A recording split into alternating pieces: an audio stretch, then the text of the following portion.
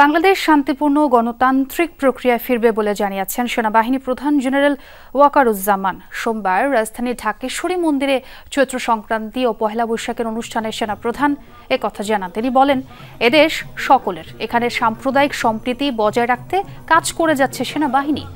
জানান, পহেলা বৈশাখ সকল ধর্ম, বর্ণ ও গোত্র মিলে একসাথে উদযাপন করছে।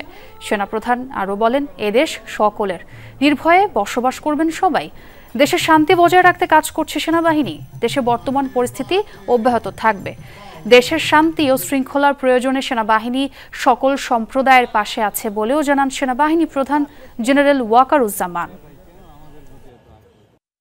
পয়লা বৈশাখ আমাদের সকলের একটা উৎসবের দিন। এই দিন আমরা সবাই মিলে পালন করব, আমরা পালন করছি, ভবিষ্যতে আমরা পালন করব। এই দেশ সবার, সকল জাতি ধর্ম বর্ণ নির্বিশেষে সকলের এই দেশ। এই দেশে আমরা শান্তিপূর্ণভাবে বসবাস করি। আমরা আমাদের এই সম্প্রীতি বজায়